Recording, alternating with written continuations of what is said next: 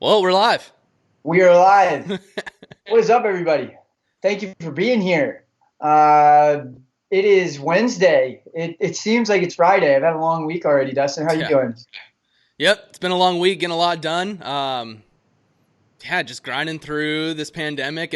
We were just talking about this earlier. It feels like nothing has changed. I think we've been uh, reclusive for 2 years now, just kind of doing our own quarantining, just working on stuff. So, Hey, you already know, man. You already know. Well, I think that the cubicleites have left for the office, or they still don't know we are out there. So, this is the non-corporate network. So, if you are with us, then welcome to our movement around hustlers, entrepreneurs, small business owners, people making it happen, making their dreams come true.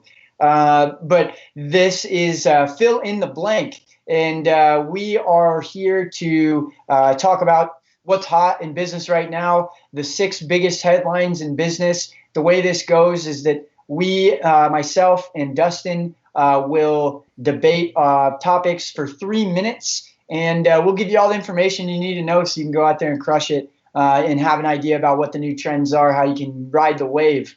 So, we're stoked to be here. But yeah, that's what I gotta say. yeah, got some exciting news. This is only episode 6, and we already have a sponsor. And so this Mm. episode is brought to you by Avantage, and they have something interesting. They have a platform where businesses can barter and trade their services. For example, we're a marketing agency. If we need accounting help and there's an accountant that needs marketing, we simply just trade our excess capacity, and it just helps on the financial side.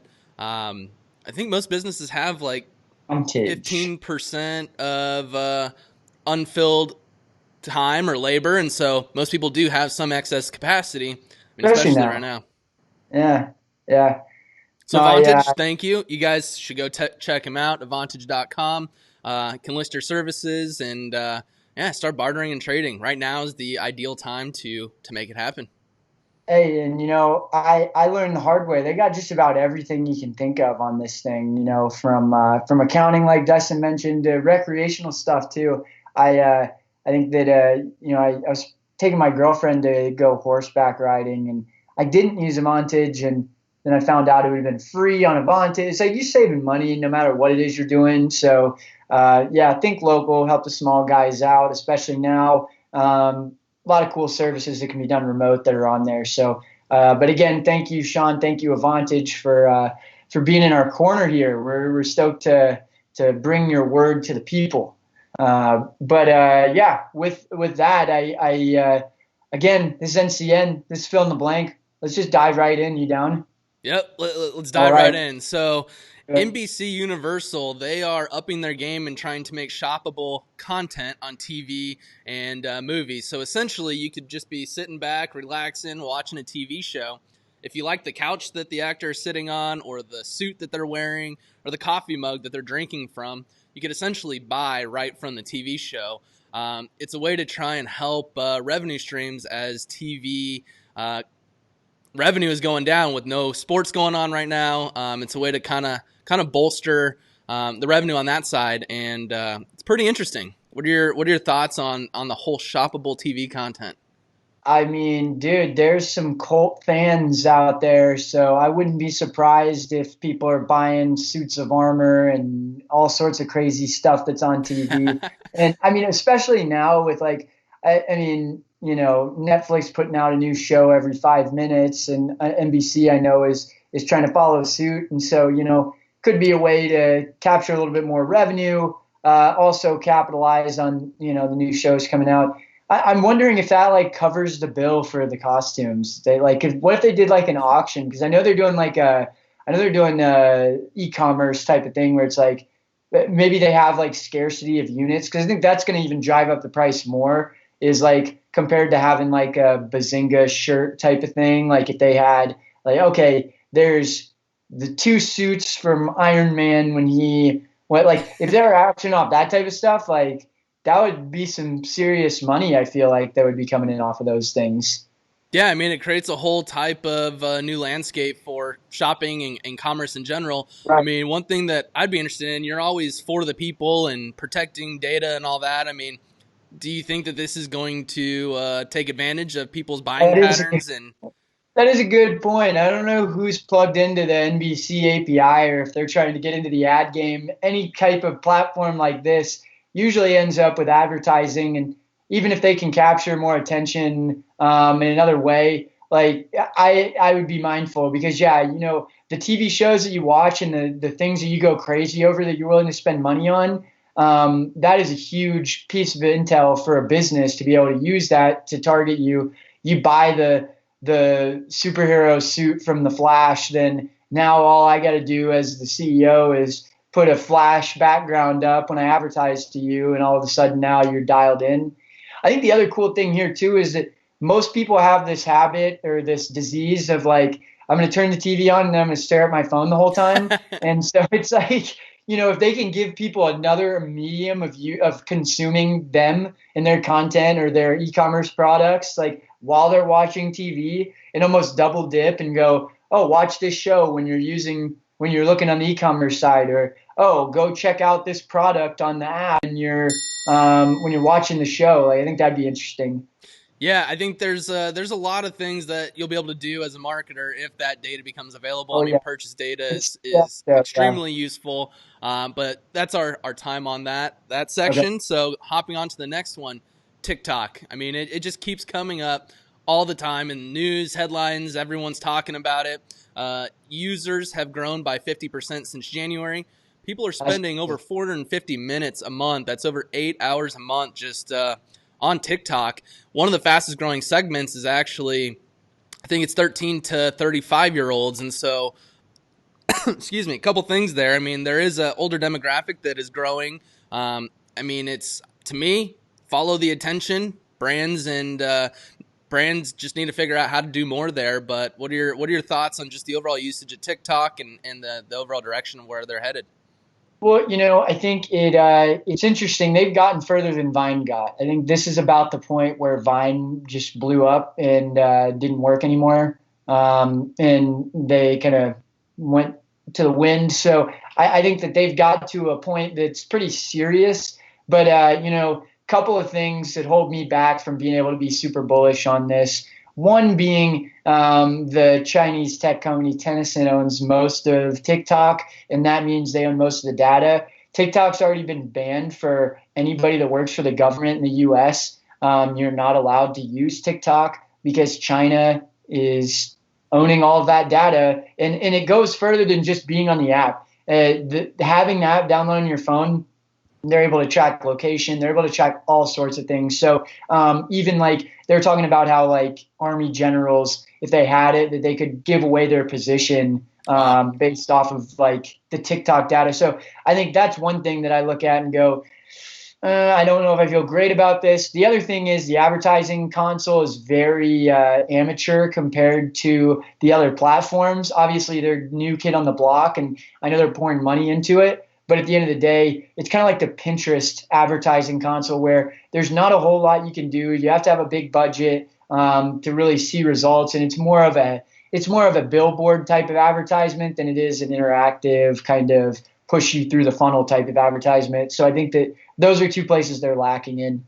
Yeah, so do you think brands should just hold off and there might be an American competitor that comes? I mean, we talked a couple Or the episodes hold about off. YouTube creating something similar, and so I think Yeah, if that takes off, that would be huge. But I think even if brands aren't executing on the platform, is maybe start thinking through strategy because I mean the user growth content. is growing. I mean there's tons of revenue opportunity there, so it's only a matter of time before an American company comes out and just kind of Yeah, replicates and does it a bit better. And to your point, I right. think from a safety perspective of the United States and everything like that, it makes sense to kind of maybe hold off there. But having a Yeah. game plan, I think, would be huge. Well, I mean, eyeballs are going there. Make content. Like, honestly, it's hard to say no, especially if you're a brand and not super concerned about if TikTok knows where you are. Like, okay, I'm at my office. So it's like, I think, it's hard to not make content there because it is popping off, like you mentioned. Cool. Our time is up. Yep, time on that one. Okay. Next up, we've got the nostalgia economy is keeping high school prom alive. So obviously, with everything that's going on, a lot less in-person events. Prom is one of those things that is not happening, and I'm bummed because I loved that whole scene growing up, but. It's a $4 billion industry. I did not know It's prom was a insane. $4 billion industry. So there's a lot of different things happening. Celebrities getting involved, Zoom getting involved, trying to figure out ways to recreate prom and these types of gatherings. But I'm curious what your thoughts are on the viability of trying to recreate prom via live stream, or really any of these events via live stream. I'm just not convinced that it's going to have the same effect. Yeah, I mean, it might not have the same effect, but it's definitely a growing trend. I mean, we've talked just how live streaming video and all that is just growing. I mean, I think it was the California company that's doing the private voice only chat groups. It's just a growing trend. What'll be interesting to see is how, if it keeps growing whenever everything gets back to the new norm, things open up. I think people are really seeing how practical and how efficient it is to do this. Right. And even though it doesn't have the same human element touch, you can get more people involved. And I think people are just adopting to the new digital transformation and being able to communicate over the internet, over video conferencing, phones, whatever it may be. I'm excited to see where it goes. I mean, do you think what do you think how this is going to impact live events? Well, I think that the key thing to think about here is, and it goes back to the prom, people are spending an average of $919 on prom and $347 on promposals. And so where does that money go? Especially when the parents are like, oh, now my kid didn't get to have prom. I feel bad. I have this money we were going to spend. There's money in their pockets to be spent somewhere. Where's that money going? But I think that, you can compare that to any of these things where, okay, I was going to spend $2,000 to go to this conference on airfare and all of this stuff. Where's that money going now? So there's ways to capitalize there. And I think that people are conditioned more into this whole virtual type of deal. But, I think that we're going to ride a big wave of live events once everything starts to normalize a little bit, because people want to get back out. But, I'm also wondering, do you think live streaming or VR is going to be a bigger play right now for live events? Because I think VR is a really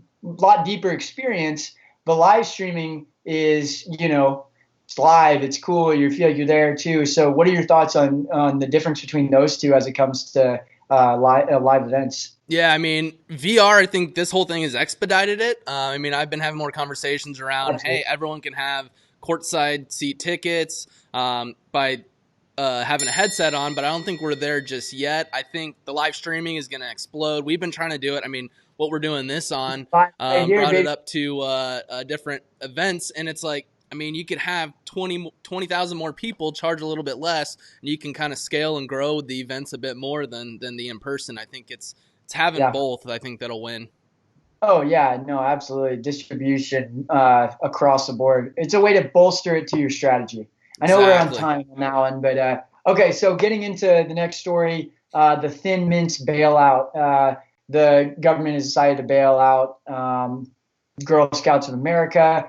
They're sitting on 144,000 boxes of inventory, and I thought they had more than 20 employees. They only have 20 full-time employees, but following suit as many of the other businesses, they've received their coronavirus relief package. I thought this was interesting. You don't see a lot of stories about companies like this. I know the Boy Scouts are struggling too. So, I mean, I don't know. What are your thoughts? Do you know a whole lot about this? Or what do you think about how they could innovate or do a better job of getting rid of product right now? Yeah, I mean, in terms of the PPP stuff, I mean, I thought pretty much everyone is a volunteer, so I think that's how they navigated the Oh, 20 true. or the Yeah. employee side of things. But I mean, Yes. it'd be interesting to see how they actually use that money. And to your point, if they're sitting on a ton of inventory, maybe they teach the girls how to be innovative with creating websites and how to get e-commerce going. I mean, a huge skill set that's going to be a growing commodity here as we move forward, especially as we're talking more virtual stuff. So, I mean, the law was written the way it was. They took advantage of it. I mean, I don't know how much money they got. I'm more interested to see how they use it. If they do it to help educate and teach valuable skill sets Right. that are going to be practical as we move forward, I think that's a good way to use the money. I mean, do you think that they should keep the money, give it back, and follow suit of what other people are doing, or?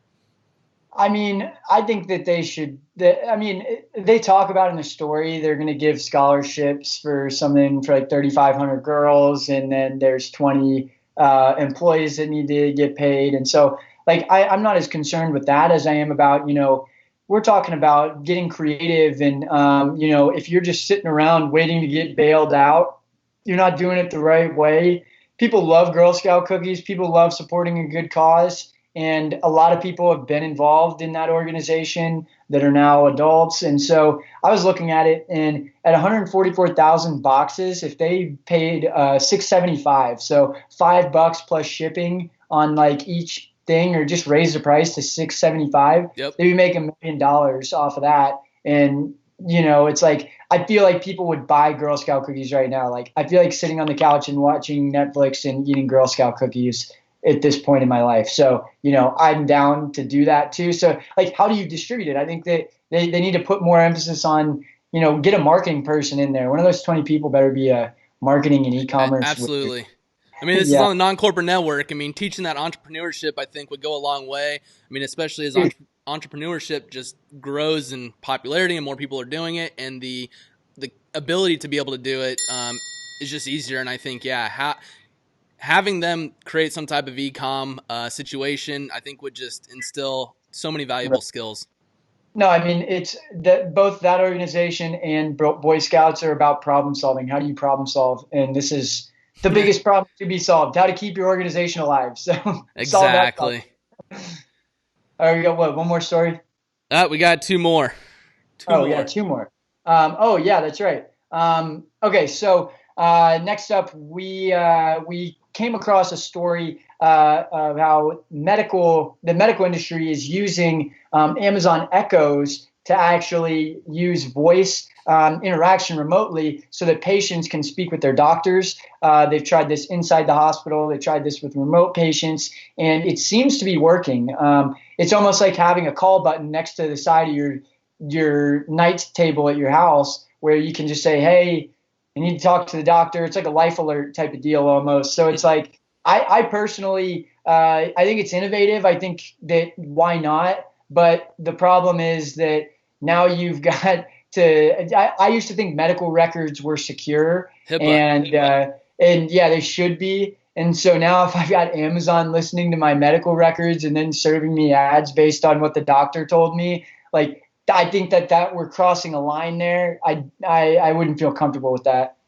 Yep, I hear you. I mean, I love the idea. It's making just the overall hospital area more efficient. I mean, if you don't have to go, listen to what they say, go back, get what they need. I mean, you're able to help and serve more people. So I Yeah. think the idea is awesome.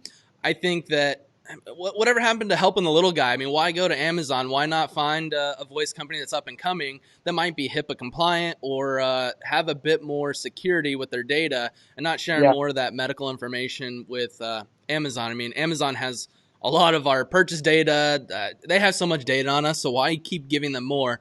I think voice is a huge opportunity moving forward. It's just more efficient overall. So I think, like I said, it's a great idea. I think Yeah. there's a lot of thinking through how we navigate moving forward, though. Yeah. Well, and I mean, this is just kind of my cry for help that no one will answer. But I always hear the same thing where it's like, oh, well, your phone's collecting all of your data already, so who cares? And it's like, well, that shouldn't be the argument to say, okay, it's justified for Amazon to have our medical records. Then you're right. Like, we already have phone. So it's like something's got to change here. And I mean, I know that there's been these privacy laws, stuff in California happening, but I think that we really got to wisen up here. I mean, this is the most valuable resource on the planet is data. It's monetized. That's how businesses make money. And so, I think that we got to step up and realize as a country that we got to protect the consumer here a little bit. It's not necessarily just about, oh, like, they're like, I don't have to pay for the internet and this is my way of getting it for free. Like there's also the fact that money is being made that is off of you without you having the opportunity to make that money yourself. So that's kind of my red flag, I guess. Yep. No, I hear you there. It'll be interesting. I mean, more hospitals are probably going to follow suit, and if they keep going with Amazon, right now might be a good time to invest in Amazon. Even more so now, they're just be moving a ton of product across the country if more hospitals are buying this. So, Yep. Yep. on to our last and final topic. So, YouTube is coming out with a fact checking service. Essentially, all YouTube videos that get posted, there's going to be some sort of fact checking. Ever since the pandemic started, there's been about a 75% increase in news-related content.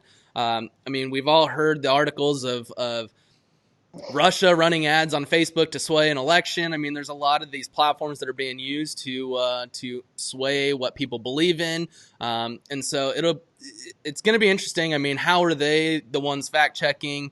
I mean, what are your thoughts on having the fact checking in real time on Yeah. YouTube videos?